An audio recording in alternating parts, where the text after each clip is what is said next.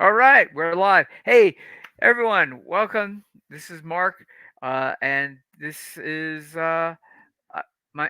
I'm doing an interview with Cathy Dixon, who is my great friend and uh, a carnivore and a health coach as well. And she lives in Canada, and so, and she interviewed me on her for her show Cups, and I thought I'd return the favor. And there's lots of stuff we can learn from Cathy. And so I'm going to shut up here. And Cathy, I'm going to borrow a line from somebody we both watch, which is we're going to start with what brought you to carnivore, and explain what you've done and where you're at right now with It's like this, Mark. I had nothing better to do that day, so I went carnivore. Not really. That's not what happened at all. The whole process was, I've been, like everybody says, I have been on every diet that there is. I even made up a few of my own that didn't exist, including a candy diet. It was a candy diet. But in the book, it said it only had 1 calorie. And I thought, well, then how bad could that be? Eat 1,000 of those a day and nothing else, and you should be fine. No, it landed me in the hospital. So that's not a very good idea if anybody was thinking of a candy diet. And um, and then when I was, I was always big. When I was a teenager, probably around 14, I'd say 15, maybe something like that. I went to Weight Watchers and I lost over 100 pounds. So I had arrived. Now I can eat. So I did. And I gained more than 100 pounds. In fact, I went all the way up to 286 that I know of, which is pretty big. I'm 5'9", so well, 5'8" and a half technically, but let's say 5'9". So I went up to 286 at my highest that I know of. And then in 2006, I was supervising these two group homes. So I have two teams working, and I like to do things for my teams. And I know they were all concerned about their weight or their health or something like that. So I said, okay, how about if we do a health challenge? Now, this health challenge, they could choose whatever they wanted for the challenge. Most of them wanted to lose weight. Some of them, it was some of their plan, eating better or whatever. But they would set an actual goal for each week. If they made their goal, fantastic, we'll praise you. That's wonderful. Stick a star on the calendar. But if they didn't reach their goal, they had to put a loonie, which is a Canadian dollar. I know it's kind of crazy, but it's a Canadian dollar.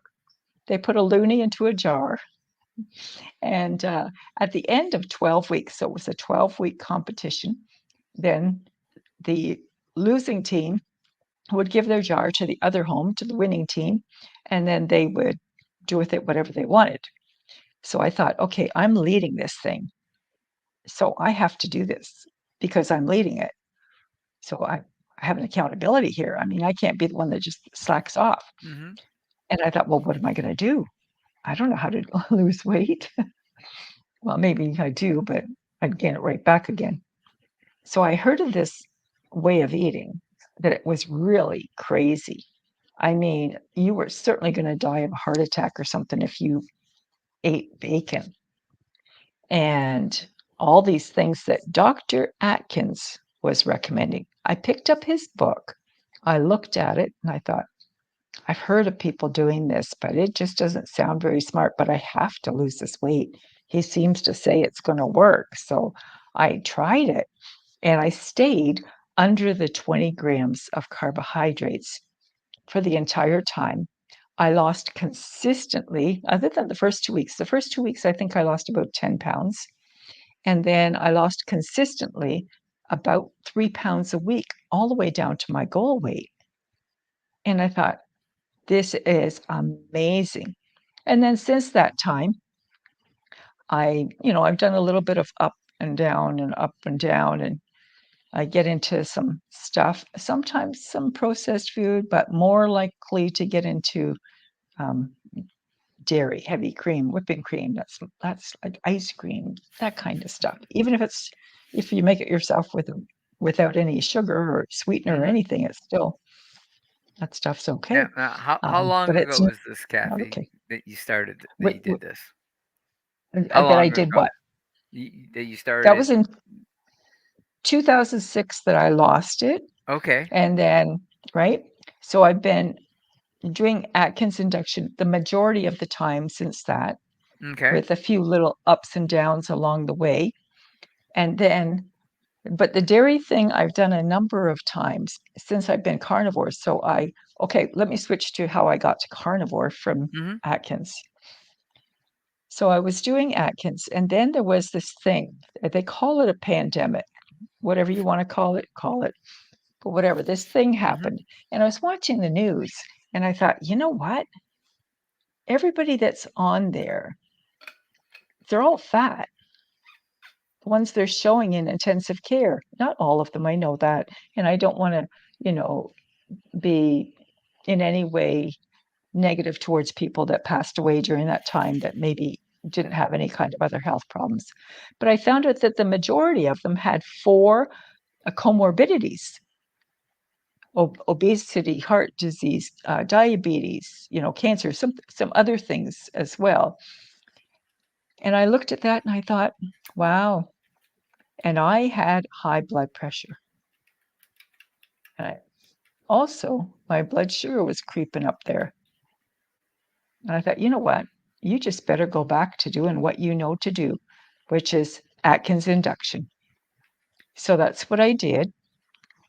And then I heard that I actually contacted Jimmy Moore back in those days at one point, and I said, do you think some people maybe need to go lower than 20 grams? Do you think that maybe they need to eat just meat, like 0 grams of carbs? I never got a response. But I did see that there was people online that were doing these carnivore challenges for 30 days. I don't really remember who it was, but I watched it and I watched it and I watched it and I thought, maybe I should try it for 30 days. And most of the time, all I was buying was one bag of cabbage already shredded, and I really didn't eat it. I'd buy it, and then by the end of the week, I threw it in the garbage. I'd buy it, throw it in the garbage. And I thought, yeah, why don't I just do carnivore? So that's what I started doing about 3.5 years ago. And it has improved my health. That's the big thing. So I had already lost the weight and I pretty much stayed about the same. So, I mean, I could lose more. Maybe I will. Maybe I won't. If I lose more, I have to buy more clothes. Who wants to do that? I'm pretty comfortable where I'm at, but maybe I will. We'll see. Okay. So But so yeah, you were doing Atkins since 2006. six So that makes January 1st, that 2006. 18 years, which is pretty good. Yeah, 15 plus years on keto or Atkins Mhm. induction, and then the last 3.5 years on carnivore. Okay. And this is the question I always ask because we all have different definitions. What's your definition of carnivore then that you are using? That I use, I Yes. eat only animal products. However, I do have spices. I Mhm. do have decaf coffee. It's very diluted. Nobody else would probably want it. And I think that's about it. It's the spices, Okay. and I have coffee still. So, Yeah. what type of animal products, excluding the heavy cream that you mentioned, are you talking about? That make up your Okay. average meals. Okay. Yeah. My average meals, Yeah. I I love beef. So Mhm. pretty much I could stay with beef. I don't really like pork, although I do like bacon. So I like it just for the flavor. Mhm. And eggs, I'm having I think a little bit of an issue with the egg whites. So egg yolks at least. Okay. And I don't really like chicken. Mhm. So let's just say I like beef. No, no, and I could eat so beef. I so could eat that's beef good. all the time. So you're in line with pretty much what Dr. Jordan Peterson and Michaela Peterson are talking about, which is primarily eating only beef. Except they have only water, and I Right. do add spices, and I do have Mhm. coffee. Yeah, they're a little more strict with, but they have severe autoimmune issues that they were combating. Right. Right. So Right.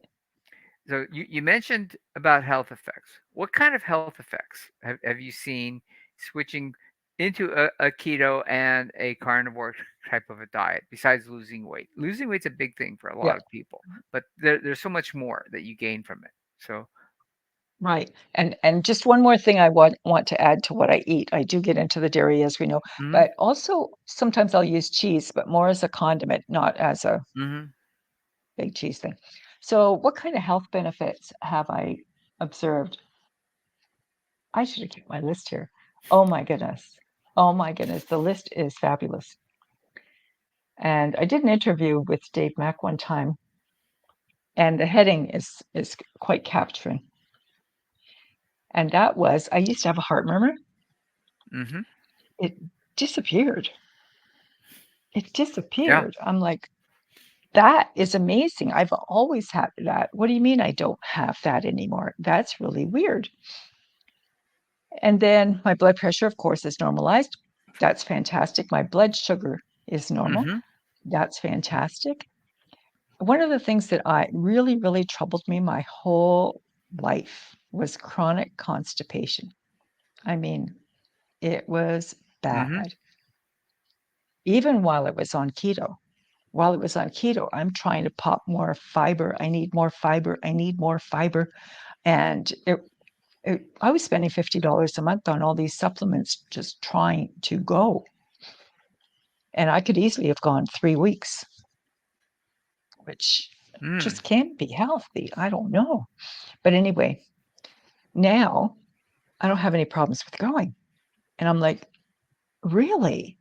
Isn't that contrary to what I've been told? I've been told, well, you need to have fiber. Well, apparently I don't. Maybe someone else does, but I don't. hmm So that has been one of the things that has just really been impressive. The other thing I have, it's called hemicrania continua. So it is a headache on one side of my head all of the time. It never ever leaves. Hmm. Okay. And I've had all kinds of tests and stuff like that.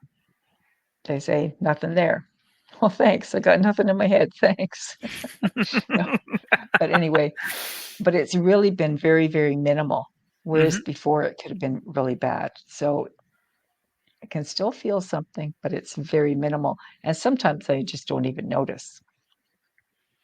So for me, those have been just fabulous Those are great. benefits. Yeah, those Mhm. have done a lot.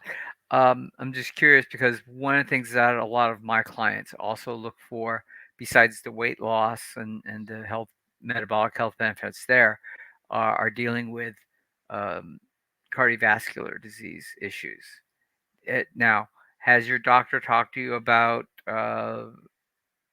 cholesterol levels and things like that? Because we know they change when you eat keto and carnivore.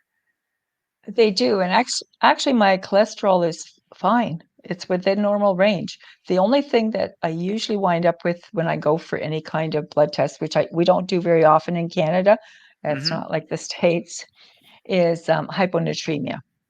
So just really low sodium Mhm. and probably, I don't know, probably because I drink a lot. So I do add electrolytes, Mhm. and that's very helpful for me.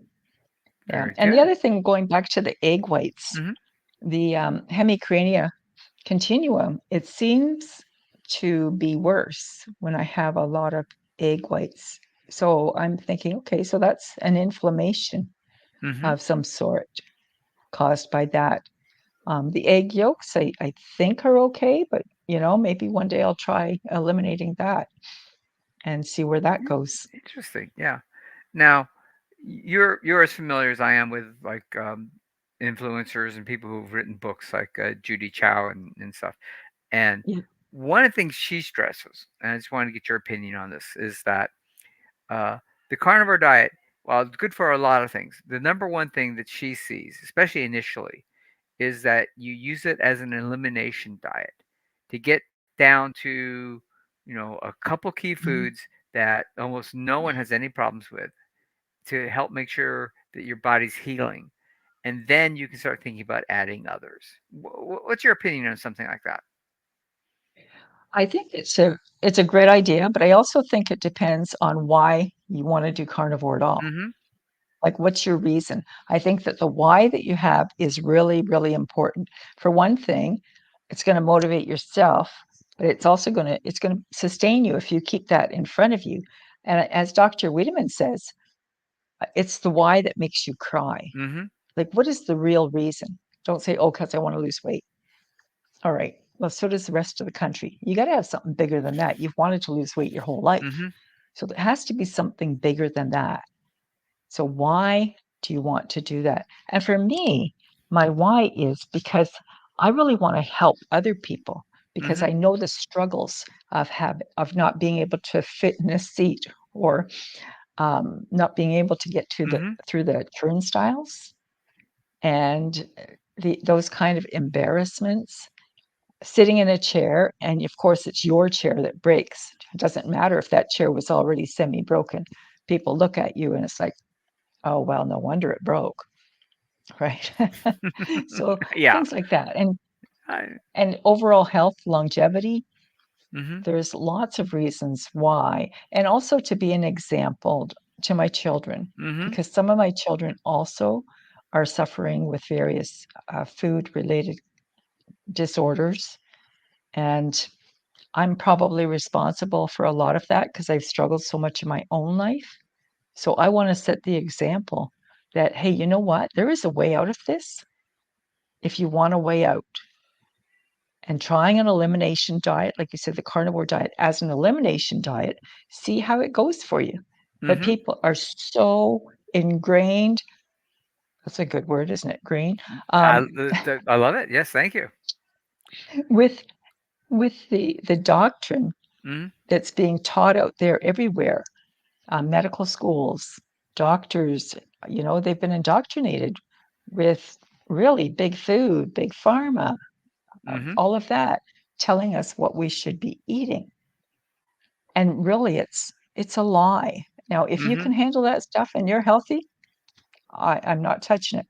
But are you healthy? And Are you really? that's a good question. So I don't know if you have the studies. There are two studies that I rely on quite frequently to talk about how many people are there. One of them was done a couple years ago, and it's based on it came out of Harvard, and the estimate from there was that if you took five biomarkers of metabolic disease, of course, your weight is a big one. Waist circumference, Yep. blood sugar activity. These are the simple ones we all know that as coaches. Hmm. And they said that um, their estimate was that 88% of Americans had at least one, if not more, that Hmm. they were definitely have some problems with. And so, I mean, that's a lot of people. The other one just came out recently, uh, and this one, the number was like 95%, and this was a little going in a little more detail, some detail specifics. They were looking at specific biomarkers and specific deficiencies within how the cells. And for me, this one uh, measured with me because they were looking at cellular function more than just basic Hmm. parameters. And they said, yeah, probably 95% or more of Americans had a metabolic issue. It may not be noticeable right now to them, but as they get older, it will start to get more and more of a problem. So, yeah, a lot of people have this and they may not realize it, and that's a big thing. So, tell me a little bit about your journey as a health coach, because I know you and I both were working with Dr. Benjamin Bickman in his health coaching program, which just started up recently. and I think we were in the first big batch of health coaches that he certified. So what got you started as a health coach, and what are Okay. you doing with your clients? Well, I was already a teacher. Mm-hmm. I was a college instructor. I also pastored some churches. And so leadership was just something that I did, basically. And I like to lead people into truth. And that's all truth. Mm-hmm. So I had started, where did I start with that? Oh, my goodness. Um, Dr. Eric Westman. Mm-hmm. I think that's probably where I started. Okay. And he's got his page 4 and, you know, and he wrote a book with Dr. Atkins. Mm-hmm. So I Yeah, kind of the started the with new that. Atkins diet, and just for reference, Revolution or uh, something. yeah, um, Westmoreland. He's in North Carolina. He's actually probably an hour and a half from where I live, and so Is that right? yeah, I'm on a lot of his uh, podcasts and stuff where he's live, and I pay attention since he's local. I need to be there and as much as I can Right. and watch him. So yeah, he's a Yeah. very good man. Yeah. So I've taken, a course with him Mhm. or a course or two, and so I kind of started there. And then I went over to uh Noah Tim Noak Mhm. from Nutrition Network. Yep. And I took the nutrition advisor course there. But I was still was struggling with wanting to get into that, Mhm. the dairy and the mindset stuff. So I went to Joan Ifland Mhm. and I got the FARA food addiction recovery advocate certification from her. I've been in Kelly Hogan's quite a bit. I'm still in Kelly Mhm. Hogan's right now. I love her energy, her support that she has. And Homestead How, you just can't beat that Mhm. one. There's a documentary coming out. Everybody pay attention to the documentary. It'll be coming. There's proof behind this. There's proof in the pudding, so they say, but this time we'll say proof in the steak, in the beef. But anyway, so Homestead How. And who else is in there? Dr. Ben Bickman, as Mhm. you mentioned. So I've hosted in Dr. Ben Bickman's, and I will probably be hosting once a month in there. Doing Good. what? I'm not quite sure yet. But anyway, so There's a lot to be done. Okay, so there's a lot to be done. and speaking of Ben Dickman, today, just for the record, today is July 12th, and Correct. and he, thank you. And his new book is about ready to be released. I think it's being released in about three No, four no, days. no, no, no. You are behind the Am I times, my behind? man. It's not available to me yet, but oh, you got your copy. This is it. Okay, I all got right, my copy. I think you're right wonderful. about the release date because I Yeah, the had it, release date's a it couple came days out before still. the release date. Hmm. Yeah, so Yeah. it's actually pretty cool. It has so many different sections. And the one thing that I was really paying attention to, not the recipe section, I'm not into that. This is the part, this dark blue one Hmm. on movement. Ah, yeah, movement's very important. That's So, important too.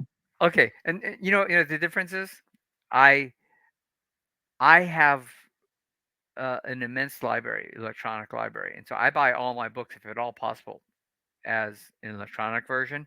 And I know they're holding up the delivery of my electronic version till the actual release date. So that's why I don't have it yet, Oh, yeah, but it's coming. yeah. All right. If we could just take another the last couple minutes here, what advice do you have for somebody who's thinking about I need to make some changes. I'm not happy with where I'm at. And I mean, what should they do? Well, first they need to know their starting point. Where are you right now? Mhm. What are you doing now? What is working? What isn't working right now? Okay. So you want to discover what the issue is. And if it's that you're wanting to, it's your food, the Mhm. actual food that you're eating, really looking at why you want to change. So get your why down solid. Why do you want to change? Mhm. And is it a really good reason? Is it the why that makes you cry? What is it? Write That's it down. mhm. That's Next thing you want wonderful to advice. do, next thing you want to do is get rid of the garbage out of your house. The things that they call Mhm. food, but they actually have a barcode. They come in a bag, a box. Throw Mhm. them in the garbage can. Don't even give them to your enemies because that's cruel. Don't give them to your pets. Throw them in the garbage. Destroy them. Mhm. I mean, it's a drug. It Yes. is a drug, and it affects our mental health. It affects our physical health, Mhm. and it is really the number one killer in North America is these Everything processed gets tied foods. to that. Yes, I agree with you. Everything gets tied to it, Mhm. right? It definitely does. So get rid of the junk food, Mhm. and then you got to go shopping for the good food. Yep. Stock up your freezer with the things that you can have. And that's going to be beef. If you say you don't like beef, go ahead, have chicken, have pork, if that's your thing. Say Mhm. you don't have enough money, get rid of your excuses, first of all, right? you don't you don't have enough money. Dr. Berry says, buy hot dogs Mhm. and spam or something. But don't eat that other stuff. Don't eat carbohydrates. Like, get off them. Get off the Mhm. breads and the flours, the highly processed carbohydrates. If you're going to keep vegetables at first, you could leafy greens, maybe some avocado in there. Mhm. There are some things that you could have to begin with, mostly some of the green vegetables. And for that, there's many lists of low carb vegetables online. Although do keep in mind that some people cannot tolerate the vegetables due to the various um, toxins that are in them, Right. and they may or may not affect you. Mhm. You will go through a couple of weeks of withdrawal if you're a food addict. It's just how it is. You got to make it through withdrawal. And there's lots of tips on how to do that too. One of them is get lots of rest. Mhm. Don't have anything extra on your calendar right at that time. Uh, yeah. And if you're going carnivore, stay close to a bathroom because in the first few weeks, you could find that you just might have some loose stools, which can be Mhm. adjusted with many things. And that's why it's important to have a coach that can really talk to you Right. about these things rather than just throwing in the towel and say, well, it didn't work for me. Mhm. That's an excuse. It will work for you. Yeah. But you really need to talk to someone like Mark or myself or many of the great carnivore coaches that are out there to work through those, Mhm. especially at initially, and maybe get a good cooking appliance like an air fryer. Oh That's yeah. my favorite. Yeah. I like my air fryer. Well, that Air fryer and those frying pan. yep. Those are some great ones. And of course, now that I'm in the South and we have good weather most of the time, I'm out there cooking on my um On your barbecue. on my grill. Well, actually, my favorite appliance is uh so the favorite I have for cooking my steaks now is I take the steaks and I sous vide them, right? Which is you vacuum seal them, put them in the hot water Yeah. tank, and I get them up to about 120 degrees. That's how I'm shooting for, because I like my steaks medium rare, so I want them to get to 130 when we eat them, right? So I pre-cook them basically to 120, and then I have this grill. It's called the Blazing Bull. It's uh, 1200-degree salamander. It's basically a home small version of what all the big steakhouses that are famous in the world use. And so you take that steak that's 120 degrees, you put it in there, 60 seconds or less, on one side, flip it over, maybe another 40, 45, 50 seconds. On the other side, you get this beautiful crust on it that's full of flavor, and the steak's perfectly at 130 ish, and you cut Yeah. into it, let it rest for a couple minutes, and you cut into it, and it's perfectly pink, but it's not like red in the middle where it's still got a little blood because you've cooked it in the sous vide for a couple hours, let's say. So it's perfectly cooked at perfect temperature, and everyone I have over my house for steak. Just they just love it. They go, "This is better than steakhouses." I go, "Yeah, I know, because I know how they're cooking at steakhouses, and I'm beating them because they don't do the sous vide method. They don't have the time to do that for their clients. So definitely, there's all kinds of, but right on the grill works well too. So, Kathy, I Well, want, hey, yeah, one more thing there. of So I course. live in an apartment. I Mm-hmm. can't have one of those kind of things at my house. But what I've learned, what I've Mm-hmm. discovered, and I haven't really heard anybody else doing it, but it works fabulous. So you take your steak Mm-hmm. directly from the freezer, take it frozen, Mm-hmm. and put it into the air fryer. And then I just Mm. turn her on. That's it. I Now turn it on, I don't know, that's a method I haven't heard of or tried yet. So see, we're always learning something, folks. That's very good. So Kathy, for this interview, we're at time. I appreciate it so much. Uh, if you anyone who's watching this one, um, my phone number's on the bottom. You can text me on that or call me if you want to. Though I may not answer this call right away because I'm quite busy. Also, my email's on there. If you want to talk to Kathy or get in touch with her about having her be a health coach for you, let me know and I'll pass the information on, and she can certainly do that. And she might charge you in Canadian dollars, which means you might save a few percentage points. But well, actually, I have an American price and a Canadian price. So, okay, there you go.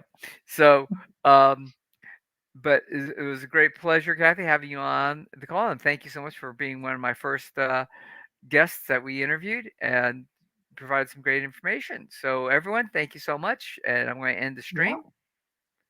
Okay. Well,